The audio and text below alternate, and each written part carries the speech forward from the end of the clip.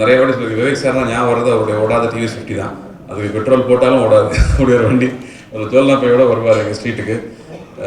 பிரபு சார்லாம் மிமிக்ரி பண்ணி காட்டுவார், நிறைய ஆர்டிஸ்ட்லாம் மிமிக்ரி பண்ணி காட்டுவார். அதுக்கப்புறம் திடீர்னு பார்த்தா ஸ்க்ரீனில் பார்த்தோம், பாலச்சந்தர் சார் கூட நிறைய படங்கள் பண்ணார். திடீர்னு பார்த்தா வேற ஒரு பரிமாணத்தில் வந்து நிறைய படித்த விஷயங்களை ஷேர் பண்ணுற விஷயங்கள் அழகாக இருந்தது. பகுத்தறிவான விஷயங்கள் நிறைய ஷேர் பண்ண ஆரம்பிச்சார். ஸோ ஒரு பெரிய க்ரோத். நான் சின்ன பையன்லேருந்து அவரோட க்ரோத் நான் வேறு மாதிரி பார்த்தேன். பட் சாரோட ஒர்க் பண்ணுற சான்ஸ் கிடைக்கல, இந்த படத்துலாம் கிடைச்சிது. இந்த கதை கேட்டப்போ எல்லாருமே வந்து அப்பா கேரக்டர் யார் பண்ணுறாங்கன்னு தான் கேட்டே இருந்தாங்க. அதில் விவேக் சார் இதில் வந்தது செம ஃப்ரெஷ்ஷான ஒரு விஷயம். ஃபஸ்ட்டு யூஸ்வலாக காலேஜ் ஃப்ரெண்டாக என் கூட நடிச்சிருக்க வேண்டியது, அவர் அது நடிக்க விடாமல் தடுத்து நல்ல வேலையாக அப்பா ஆக்கிட்டோம். ஸோ இனிமேல் நீங்கள் காலேஜுக்கெலாம் போகக்கூடாது சார், ஸ்டில் போயிருவீங்க, இந்த ஷூவில் நானே பண்ண மாட்டேன், நீங்கள் போட்டிருக்கீங்க. ஆக்சுவலாக இந்த பாகுபலின்னு ஒரு படம் கொஞ்சம் முன்னாடி வந்துருச்சு. சப்போஸ் அது வராமல் இருந்திருந்ததுன்னா இந்த காஷ்மோரா வந்து ஒரு இந்தியாவின் மிக முக்கியமான படங்களில் ஒன்றா அமைஞ்சிருக்க வாய்ப்பு இருக்குது. இப்போவும் அதுக்கு அந்த பிரம்மாண்டம் இருக்குது. கிட்டத்தட்ட சொன்னாங்க, எல்லாருமே சொன்னாங்க, பொதுவாக யூஸ்வலாக ப்ரொடியூசர்ஸ் வந்து ஒரு பாவம் ஃபஸ்ட் டைம் அவருக்கு எப்படி பேசன்னு அவர் என்ன சொல்லிட்டாரு, 3 வருஷமாக கஷ்டப்பட்டோம் அப்படின்ட்டாரு. பொதுவாக 6 வருஷம் கஷ்டப்பட்டால் கூட 3 மாதத்துக்கு முன்னாடி தான் ஷூட்டிங் ஆரம்பித்த மாதிரியே பேசுவாங்க. அப்போ தான் அந்த நியூனஸ் இருக்கும். ஆனால் அவர் உண்மையை சொன்னார். பிரபு சார் வந்து உண்மையை சொன்னார். 3 வருஷமாக, இந்த 3 வருஷத்தில் யூனிட்டில் எத்தனை பேருக்கு பர்த்டே கொண்டாடி இருப்போம். அந்த செட்டிலேயே வாழ்ந்தோம் நாங்கள். அது ஒரு பூந்தமல்லி தாண்டி அந்த பக்கம் திருவேற்காடு கோயில் போகிற வழியில் லெஃப்ட்டில் ஒரு செட்டை போட்டு அத்தனை பேரையும் உள்ளே கொண்டே அடைச்சிருவார் கோகுல்.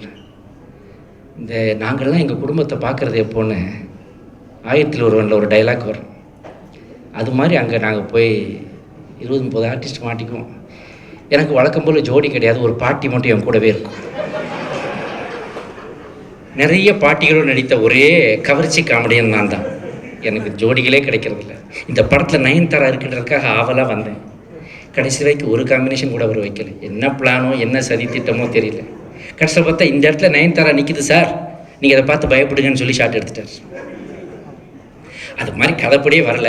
கல்வனின் காதலின்னு ஒரு படத்தில் வந்து நான் நயன்தாரா காம்பினேஷனில் நடித்தேன். அப்போ அவங்க தான் என்ட்ரி அவங்க. அதுக்கப்புறம் கிட்டத்தட்ட ஒரு 10 வருஷங்கள் கழித்து தான் இந்த படத்தில் வந்து அவங்க ஒரு மேஜர் கேரக்டர் பண்ணி, பாவம் அவங்க இன்றைக்கி வரல.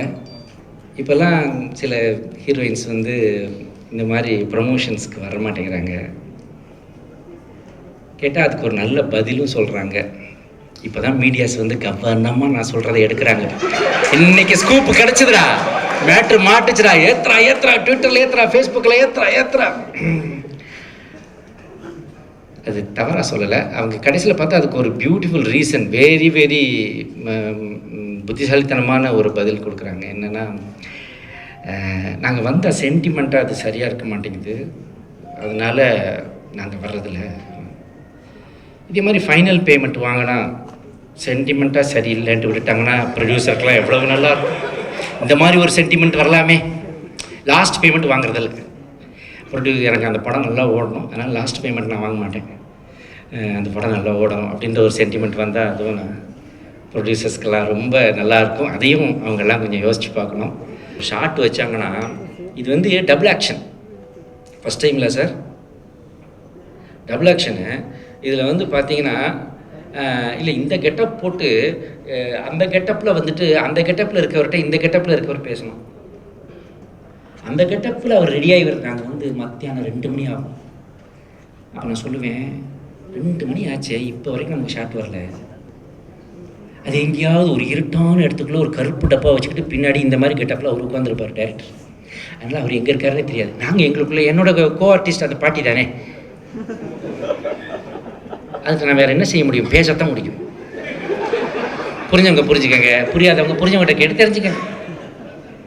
பாப்பா பேராண்டிங்க அது வந்த உடனே நான் உட்காந்து பேசும்போது நான் சொல்ல, ஏம்மா 2 மணி ஆகுது, பிரேக்கப் கூட விட மாட்டேங்கிறாரு, சாப்பிட கூட விட மாட்டேங்கிறாரு, காலையில் எதுக்காக 7:30 மணிக்கு வர சொன்னாங்க, 2 மணி வரைக்கும் ஷாட் வராதுன்னு தெரியுமில்ல.